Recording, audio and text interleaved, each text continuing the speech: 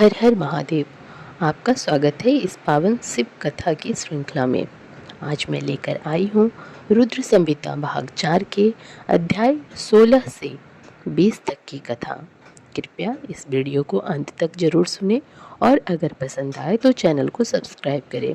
चलिए आरंभ करती हूँ भगवान शिव की इस अद्भुत कथा को। शिव पुराण श्री रुद्र संहिता चतुर्थ खंड 16वां अध्याय। गणेश जी का सिरोच्छेदन।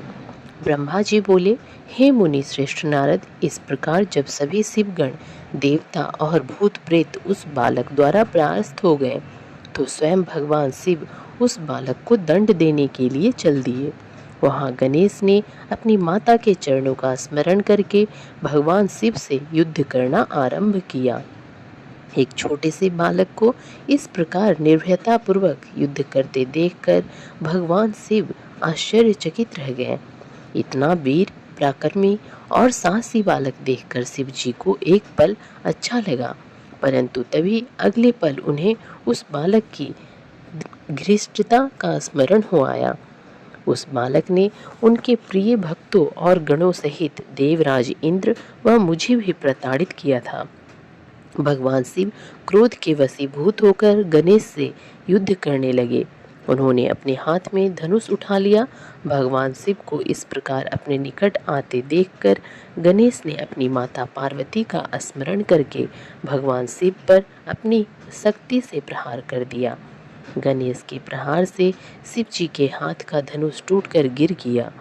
तब उन्होंने पिनाक उठा लिया, परंतु गणेश ने उसे भी गिरा दिया।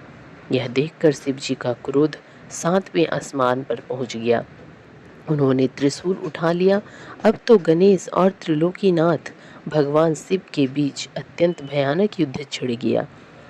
भगवान शिव तो सर्वेश्वर हैं, सब देवताओं में श्रेष्ठ और लीलाधारी हैं। उनकी माया को समझ पाना हर किसी के बस की बात नहीं है। वे महान वीर और पराक्रमी हैं। उनकी शक्ति को ललकारना स्वयं अपनी मृत्यु को बुलावा देने जैसा है। परंतु गणेश भी यह न समझ सके। अपनी माता का आशीर्वाद पाकर गणेश ने अपने को अजय जानकर पूरे पराक्रम से युद्ध किया। दोनों में भीषण युद्ध चलता रहा। सभी देवताओं और शिवगणों के साथ मैं भी उनका वह युद्ध विस्मित होकर देखता रहा। जब गणेश किसी भी तरह से अपने हट से पीछे हटने को तैयार न हुए तो भगवान शिव के क्रोध की सारी सीमाएं टूट गईं और उन्होंने अपने त्रिशूल से श्री गणेश का सिर काट दिया। शिव पुराण श्री रुद्र संहिता चतुर्थ खंड 17वां अध्याय। पार्वती का क्रोध एवं गणेश को जीवन दान। नारद जी बोले, हे ब्रह्मा जी, जब भगवान शिव ने क्रोधित होकर देवी पार्वती के प्रिय पुत्र गणेश का सिर काट दिया तब फिर क्या हुआ? जब देवी पार्वती को गणेश की मृत्यु की सूचना मिली तो उन्होंने क्या किया? भगवान, मुझ पर कृपा कर मुझे आगे के वृत्तांत के बारे में बताइए। नारद जी के इस प्रकार प्रश्न करने पर ब्रह्मा जी मुस्कुराए और बोले, नारद, जैसे ही भगवान शिव ने क्रोधवश उस बालक का सिर काटकर उसे मौत के घाट उतारा, वैसे ही वहां खड़े सभी शिवगणों की प्रसन्नता देखते ही बनती थी। उन सभी ने खुश होकर गाजे बाजे बजाए और वहां बहुत बड़ा उत्सव होने लगा। सब मस्त होकर नाचने लगे। भगवान शिव की चारों ओर जय जयकार होने लगी।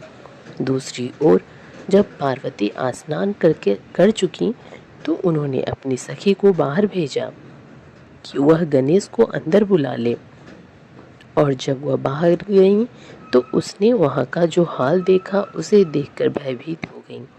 गणेश का सिर कटा हुआ अलग पड़ा था और धड़ अलग।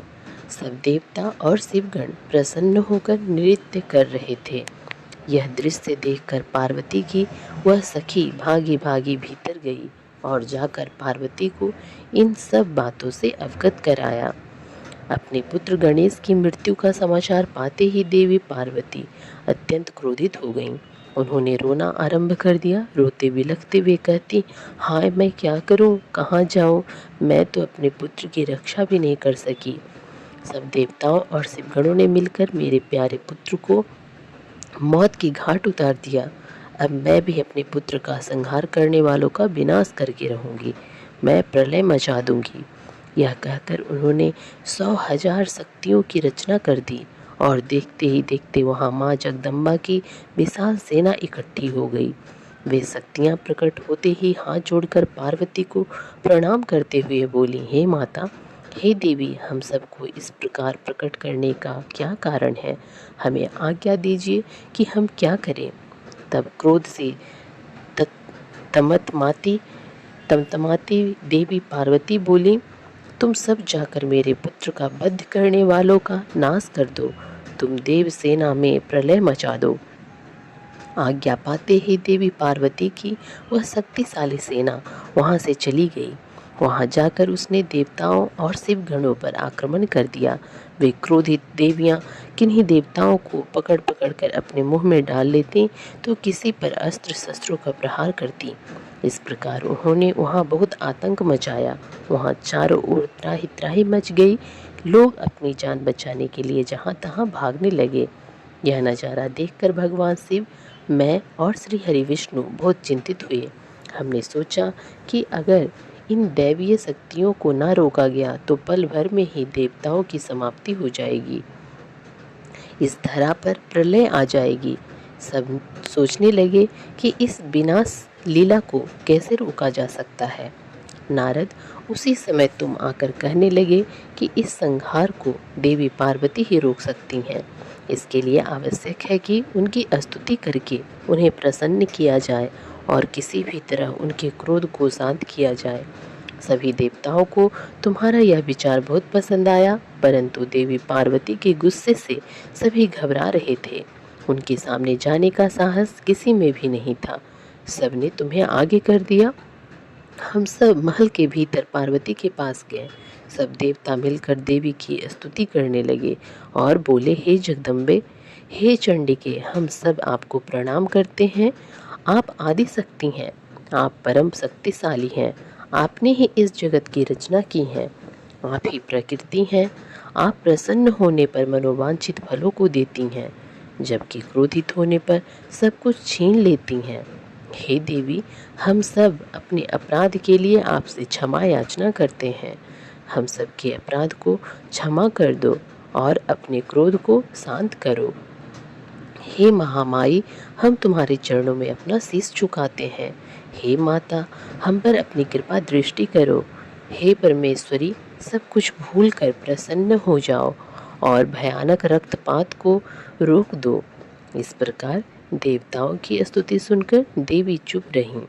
कुछ समय सोच कर बोली, हे देवताओं, वैसे तो तुम्हारा अपराध सर्वथा अक्षम्य है, फिर भी तुम्हारी क्षमा याचना को मैं सिर्फ एक शर्त पर स्वीकार कर सकती हूँ।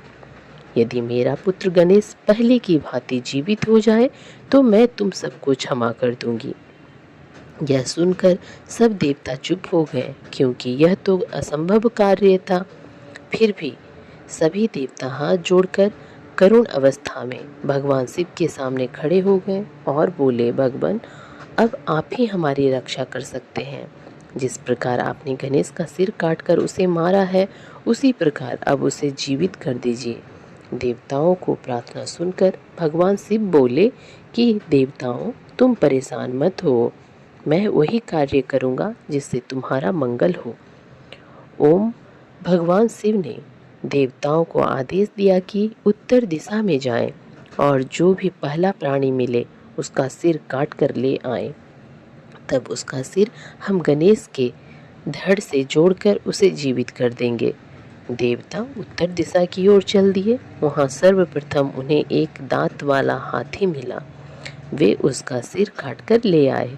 वहां महल के द्वार पर वापस आकर उन्होंने गणेश की धड़ को धो पोंछ कर साफ किया और उसकी पूजा की। तब उसमें हाथी का सिर लगा दिया। तत्पश्चात श्री हरि विष्णु ने भगवान शिव के चरणों का ध्यान करते हुए मंत्रों से अभिमंत्रित जल गणेश के मृत शरीर पर छिड़का। जल के छींटे पड़ते ही भगवान शिव की कृपा से वह बालक ऐसे उठ खड़ा हुआ जैसे अभी अभी नींद से जागा हो। वह बालक अब हाथी का मुख लग जाने से गजमुखी हो गया था। परंतु फिर भी बहुत सुंदर और दिव्य लग रहा था। रक्तवर्ण का वह बालक अद्भुत शोभा से अलौकित हो रहा था। जब भगवान शिव की कृपा से पार्वती पुत्र गणेश जीवित हो गया तो सभी देवता और शिवगण अत्यंत प्रसन्न होकर नृत्य करने लगे। उनका सारा दुख पल भर में दूर हो गया। देवी पार्वती अपने प्रिय पुत्र गणेश को जीवित देखकर बहुत प्रसन्न हुई। उनका क्रोध भी शांत हो गया था। शिव पुराण श्री रुद्र संहिता चतुर्थ खंड 18वां अध्याय गणेश गौरव। नारद जी बोले, हे विधाता, जब भगवान शिव की कृपा से पार्वती पुत्र गणेश पुनः जीवित हो गए तब वहाँ क्या हुआ? जीवित होकर उन्होंने क्या कहा? नारद जी का यह प्रश्न सुनकर ब्रह्मा जी बोले, हे नारद, जब श्री हरि विष्णु ने हाथी का मस्तक गणेश के धड़ से जोड़कर उसे जीवित कर दिया तब यह देखकर देवी पार्वती बहुत प्रसन्न हुई। उन्होंने गणेश को बाहों में भरकर गले से लगा लिया और उसे चूमने लगी। फिर उन्होंने गणेश को सुंदर व मनोहर वस्त्रों एवं रत्न जड़ित आभूषणों से सजाया।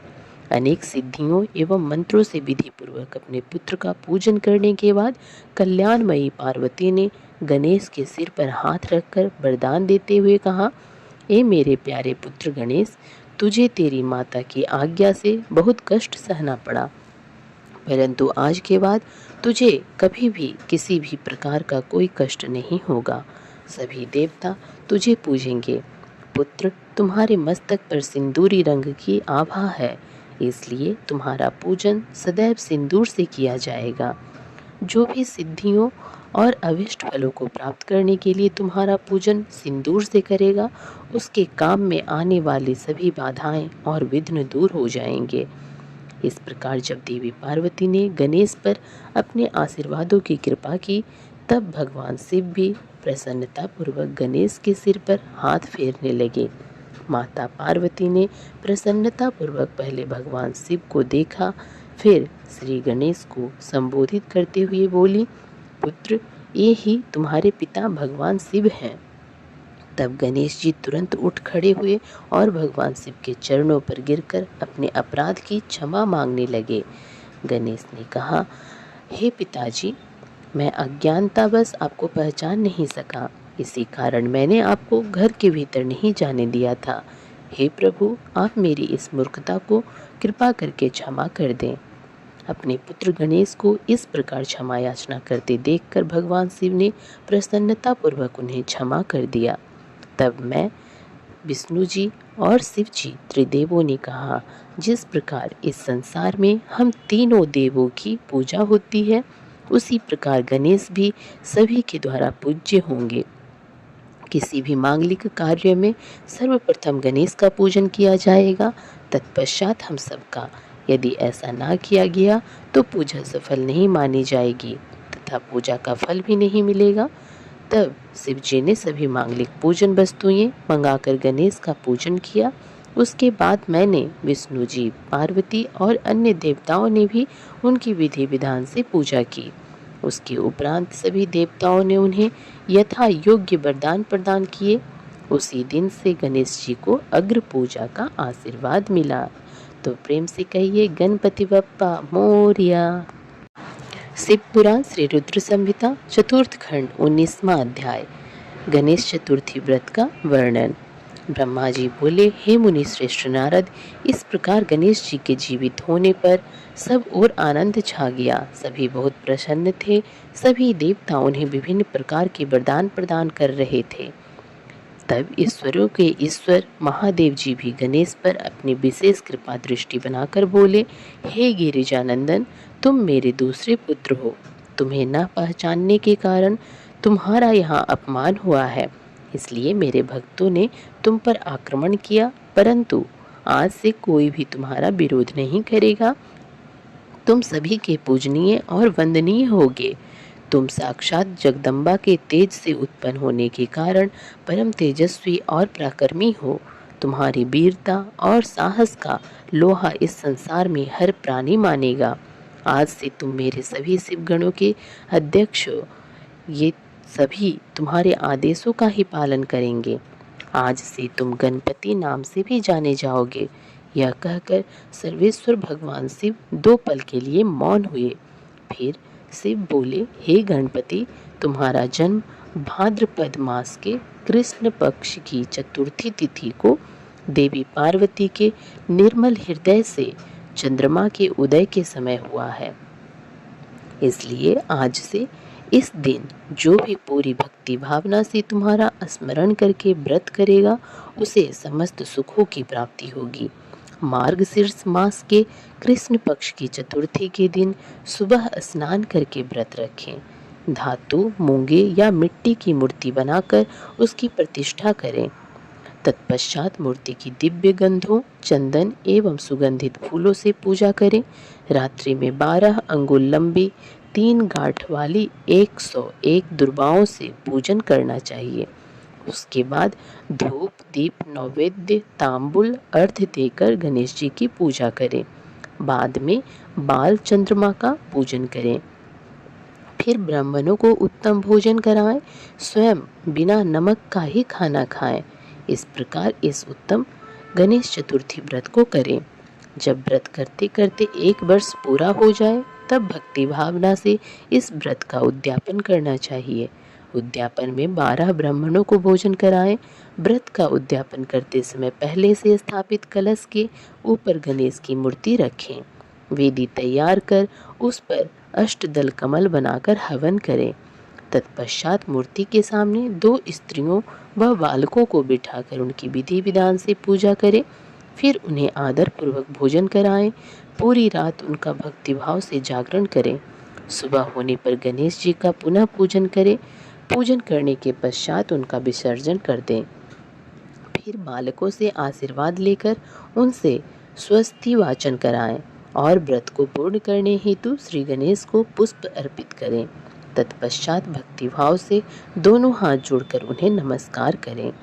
हे गणेश, इस प्रकार जो श्रद्धापूर्वक उत्तम भक्तिभाव के साथ तुम्हारी शरण में आएगा और तुम्हें रोज पूजेगा, उसके सभी कार्य सफल हो जाएंगे तथा उसे सभी अभिष्ट फलों की प्राप्ति होगी। गणेश का पूजन सच्चे मन से सिंदूर, चंदन, चावल और केतकी के फूलों से करने वालों के सभी विघ्नों और कलेशों का नाश हो जाएगा। उस मनुष्य के अभिष्ट कार्य सिद्ध होंगे। यह गणेश चतुर्थी व्रत सभी स्त्री एवं पुरुषों के लिए श्रेष्ठ है।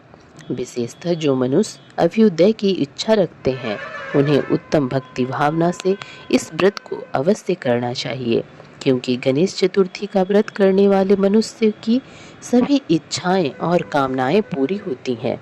इसलिए सभी मनुष्यों को इस श्रेष्ठ व्रत को पूरा करना चाहिए तथा सदैव तुम्हारी भक्ति भाव से आराधना करनी चाहिए।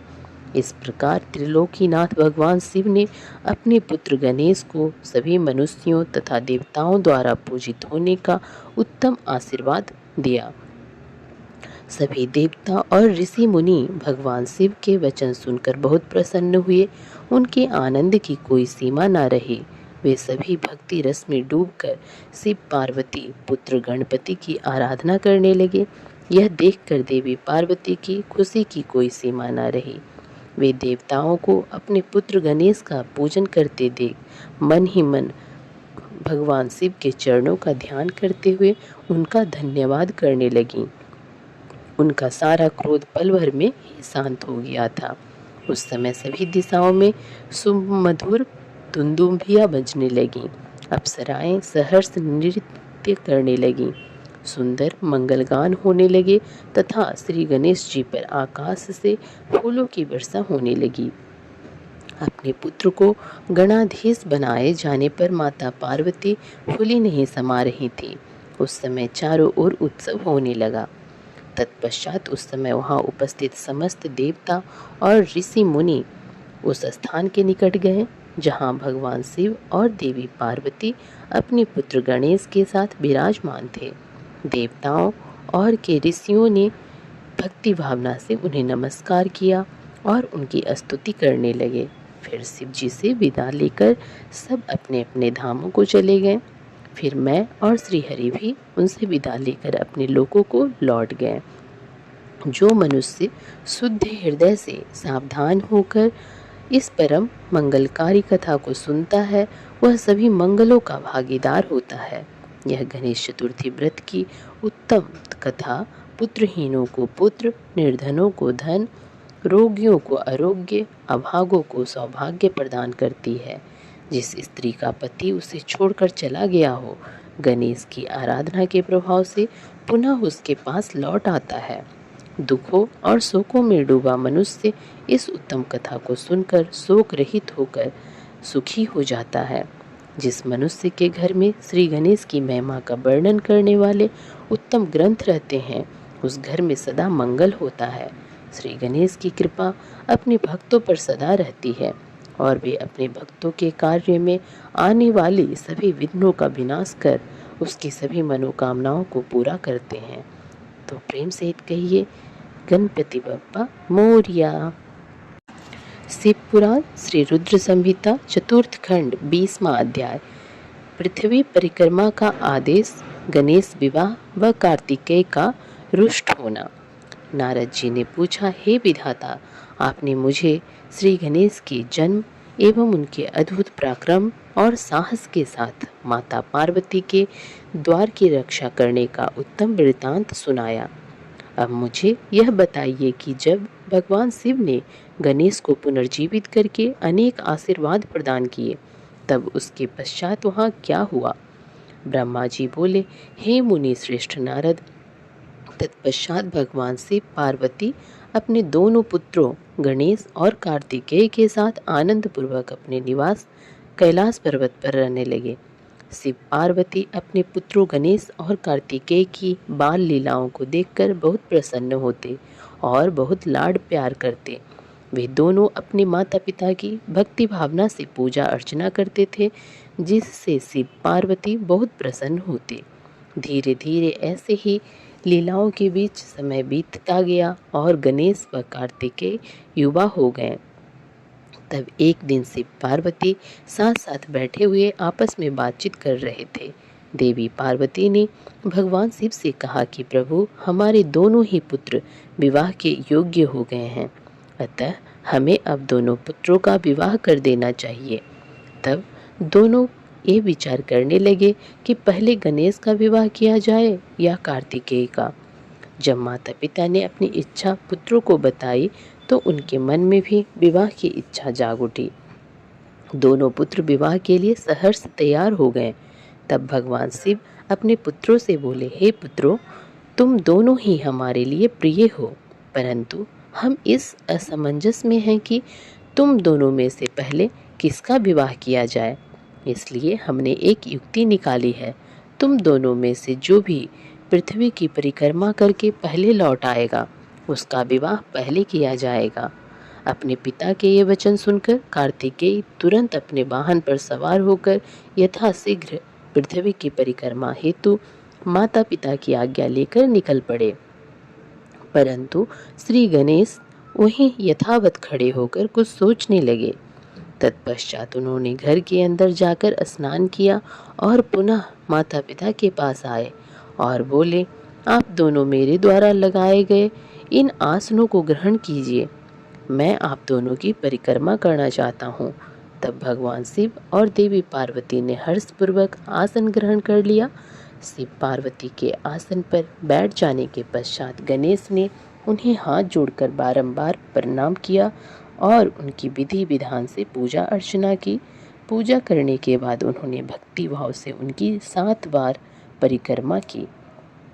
माता पिता की 7 बार परिक्रमा करने के पश्चात गणेश हाथ जोड़कर प्रभु के सामने खड़े हो गए और उनकी स्तुति करते हुए बोले, आपकी आज्ञा को मैंने पूरा किया, अब आप यथाशीघ्र मेरा विवाह संपन्न कराएं। यह सुनकर शिव पार्वती ने गणेश से पृथ्वी की परिक्रमा कराने के लिए कहा। उन्होंने कहा कि जिस प्रकार कार्तिकेय पृथ्वी की परिक्रमा करने गए हैं, तुम भी जाओ और उनसे पहले लौट आओ, तभी तुम्हारा विवाह पहले हो सकता है। शिव शिवा के ये वचन सुनकर गणेश बोले, आप दोनों तो महाबुद्धिमान हैं, आपके ज्ञान की कोई सीमा नहीं है, आप धर्म और शास्त्रों में पारंगत हैं। मैं तो आपकी आज्ञा के अनुरूप पृथ्वी की परिक्रमा एक बार नहीं बल्कि 7 बार कर आया हूँ। यह सुनकर शिव पार्वती बड़े आश्चर्यचकित होकर बोले कि हे पुत्र, तुम इतनी विशाल 7 द्वीप वाली समुद्र, पर्वत और काननों से युक्त पृथ्वी की परिक्रमा कब कराए? तुम तो यहाँ से कहीं गए भी नहीं। भगवान शिव और देवी पार्वती के इस प्रकार किए गए प्रश्न को सुनकर बुद्धिमान गणेश जी बोले, मैंने आप दोनों की पूजा करके आपकी 7 बार परिक्रमा कर ली है। इस प्रकार मेरे द्वारा पृथ्वी की परिक्रमा पूरी हो गई। वेदों में इस बात का वर्णन है कि अपने माता पिता की श्रद्धाभाव से पूजा करने के पश्चात उनकी परिक्रमा करने से पृथ्वी की परिक्रमा का पुण्य फल प्राप्त होता है। माता पिता के चरणों की धूल ही पुत्र के लिए महान तीर्थ है। वेद शास्त्र के इसको प्रमाणित करते हैं। फिर आप क्यों इस बात को मानने से इनकार कर रहे हैं? हे पिताश्री, आप तो सर्वेश्वर हैं, निर्गुण निराकार पर ब्रह्मा ईश्वर हैं। भला आप कैसे वचनों को झुठला सकते हैं? कृपा कर बताइए कि शास्त्रों के अनुसार क्या मैं गलत हूँ? इस प्रकार गणेश जी के वचन सुनकर शिव पार्वती अत्यंत आश्चर्यचकित हुए। अपने पुत्र गणेश को वेदों और शास्त्रों का ज्ञाता जानकर उनकी प्रसन्नता की कोई सीमा ना रही। तब मुस्कुराते हुए भगवान शिव पार्वती बोले, हे प्रिय पुत्र, तुम बलवान और साहसी होने के साथ साथ परम बुद्धिमान भी हो। यह सत्य है कि जिसके पास बुद्धि बल है वही बलशाली भी है। बिना बुद्धि के बल का प्रयोग भी संभव नहीं होता। बुद्धिहीन मनुष्य संकट में फंस जाने पर बलशाली होने के बावजूद भी मुक्त नहीं हो पाता। वेद शास्त्र और पुराण यही बताते हैं कि माँ बाप का स्थान सबसे ऊपर होता है। उनके चरणों में ही स्वर्ग है। अपने माता पिता की आज्ञा का पालन करना ही पुत्र का एकमात्र धर्म है। उनकी परिक्रमा पृथ्वी की परिक्रमा से भी बढ़कर है। अतः तुम्हारी बात सर्वथा सत्य है। तुमने कार्तिकेय से पहले ही पृथ्वी की परिक्रमा पूर्ण कर ली है। अतः हमें तुम्हारा विवाह सबसे पहले और शीघ्र ही करना है। जब भगवान शिव और पार्वती ने गणेश की बात का समर्थन कर उसे स्वीकार कर लिया, तब गिरिजानंदन प्रसन्न हो गए और अपने माता पिता को प्रणाम करके वहाँ से चले गए। महादेव जी की अपनी प्रिया पार्वती जी के साथ बैठकर इस चिंता में डूब गए कि हम विवाह के लिए वधू की खोज कहाँ करें। जब वे इस प्रकार विचार कर रहे थे, तभी प्रजापति विश्वरूप कैलाश पर्वत पर पधारे और उन्होंने भक्तिभाव से शिव और शिवा को नमस्कार कर उनकी स्तुति की। जब महादेव ने उनसे कैलाश आगमन का कारण जानना चाहा, तब प्रसन्न हृदय से विश्वरूप जी ने कहा, हे भगवान, मैं आपके पास अपनी 2 पुत्रियों सिद्धि और बुद्धि के विवाह का प्रस्ताव लेकर आया हूँ। प्रभु, सिद्धि और बुद्धि सुंदर और सर्वगुण संपन्न है। मैं उनका विवाह आपके पुत्र से करना चाहता हूँ। प्रजापति विश्वरूप के वचन सुनकर भगवान शिव और देवी पार्वती बहुत हर्षित हुए और उन्होंने उनका विवाह प्रस्ताव स्वीकार कर लिया। भगवान शिवा ने अपने प्रिय पुत्र गणेश का शुभ विवाह सिद्धि बुद्धि के साथ आनंद पूर्वक संपन्न कराया।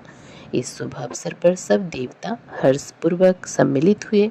उन्होंने गणेश को सपत्नीक ढेरों आशीर्वाद और शुभाशीष प्रदान किए और अपने अपने स्थान पर लौट गए। तत्पश्चात श्री गणेश अपनी दोनों पत्नियों के साथ आनंद पूर्वक विहार करने लगे। काफी समय व्यतीत हो जाने के पश्चात उनके 2 पुत्र उत्पन्न हुए। सिद्धि से उत्पन्न पुत्र का नाम शुभ तथा बुद्धि से प्राप्त पुत्र का नाम लाभ रखा गया। इस प्रकार श्री गणेश अपनी दोनों पत्नियों और पुत्रों के साथ आनंद पूर्वक रहने लगे। जब श्री गणेश को सुखपूर्वक अपना जीवन व्यतीत करते हुए काफी समय बीत गया, तब कुमार कार्तिकेय पृथ्वी की परिक्रमा पूरी करके लौट आए। वे घर पहुंचने ही वाले थे कि रास्ते में ही उनकी भेंट नारद से हुई। तब तुमने कार्तिकेय से कहा कि तुम्हारे माता पिता ने तुमसे सौतेला व्यवहार किया है। तुम्हें पृथ्वी की परिक्रमा पर भेजकर तुम्हारे भाई गणेश का 2 सुंदर कन्याओं से विवाह कर दिया है। अब तो उनके 2 पुत्र भी हो चुके हैं और वे आनंद पूर्वक अपना जीवन सुख से बिता रहे हैं। यह तुम्हारे माता पिता ने अच्छा नहीं किया है। नारद, तुम्हारी ऐसी बातें सुनकर कार्तिकेय क्रोध में भर गए। वे अत्यंत व्याकुल होकर अति शीघ्र घर पहुँचे। क्रोध के कारण उनका मुख लाल हो गया था। कैलाश पर्वत पर पहुंचकर उन्होंने अपने माता पिता को हाथ जोड़कर प्रणाम किया। तत्पश्चात उन्होंने अपने माता पिता से इस विषय पर अपनी नाराजगी प्रकट की। कार्तिकेय ने कहा कि आप दोनों ने अपने ही पुत्र को धोखे से यहाँ से भगा दिया और अपने प्रिय पुत्र गणेश का चुपचाप विवाह रचा दिया। आप दोनों ने मेरे साथ सौतेले पुत्र जैसा व्यवहार किया है। यदि आप गणेश का ही विवाह पहले करना चाहते थे तो मुझसे एक बार कहते। मैं स्वयं अपने भाई गणेश का विवाह उत्साहपूर्वक आनंद के साथ कराता, परंतु आपने छल कपट का सहारा लिया। आप सिर्फ एक पुत्र से ही प्यार करते हैं। मेरे होने न होने का आपको कोई फर्क ही नहीं पड़ता। अतः मैं यहाँ से हमेशा हमेशा के लिए जा रहा हूँ। अब मैं क्रौंच पर्वत पर जाकर सदैव तपस्या करूँगा। यह कहकर कुमार कार्तिकेय वहाँ से चले गए। भगवान शिव और पार्वती ने उन्हें समझाना चाहा, पर उन्होंने उनकी बात अनसुनी कर दी। नारद, उस दिन से स्वामी कार्तिकेय कुमार नाम से प्रसिद्ध हो गए। तब से इन तीनों लोकों में उनका नाम कुमार कार्तिकेय विख्यात हो गया। कार्तिकेय का नाम पापहारी, शुभकारी, पुण्यमयी और ब्रह्मचर्य की शक्ति प्रदान करने वाला है। कार्तिक पूर्णिमा के दिन कृति नक्षत्र में जो भी मनुष्य स्वामी कार्तिकेय के दर्शन अथवा पूजन करता है, उसके सभी पाप नष्ट हो जाते हैं और उसे मनोवांछित फलों की प्राप्ति होती है। सभी देवता और ऋषिगण भी इस दिन कार्तिकेय के दर्शनों को जाते हैं। उधर कुमार कार्तिकेय के इस प्रकार नाराज होकर चले जाने के कारण उनकी माता पार्वती बहुत दुखी थीं। वे शिव जी को साथ लेकर क्रौंच पर्वत पर गईं। उन्हें देखकर कार्तिकेय पहले ही वहां से चले गए। तब भगवान शिव उस उत्तम स्थान पर जहां उनके पुत्र कार्तिकेय ने तप किया था, मल्लिका अर्जुन नामक ज्योतिर्लिंग के रूप में स्थापित हो गए और आज भी देवी पार्वती के साथ विराजमान हैं। उस दिन से शिव शिवा दोनों अपने पुत्र कार्तिकेय को ढूंढने के लिए अमावस्या को शिव और पूर्णिमा के दिन पार्वती जी क्रौंच पर्वत पर जाते हैं। नारद, मैंने तुम्हें समस्त पापों का नाश करने वाले श्री गणेश और कार्तिकेय के चरित्र को सुनाया है। जो भी मनुष्य भक्ति भाव से इसे पढ़ता, सुनता अथवा सुनाता है, उसके सभी मनोरथ पूर्ण होते हैं। यह कथा पाप नाशक, सुख देने वाली, मोक्ष दिलाने वाली एवं कल्याणकारी है। इसलिए निष्काम भक्तों को इसको अवश्य सुनना और पढ़ना चाहिए। श्री रुद्र संहिता चतुर्थ खंड संपूर्ण। तो भक्तों, यह थी शिव पुराण की रुद्र संहिता की चतुर्थ खंड का संपूर्ण अध्याय। अगर कथावाचन में कुछ त्रुटि हुई हो या उच्चारण में कोई त्रुटि हुई हो तो मैं भगवान शिव और आप सभी श्रोताओं से हृदय से क्षमा प्रार्थी हूँ। आपसे निवेदन है कि अगर वीडियो पसंद आया हो तो प्लीज़ लाइक करें और कमेंट में हर हर महादेव अवश्य लिखें। फिर से मिलती हूँ अगले अध्याय में। तब तक के लिए हर हर महादेव। ओम नमः शिवाय।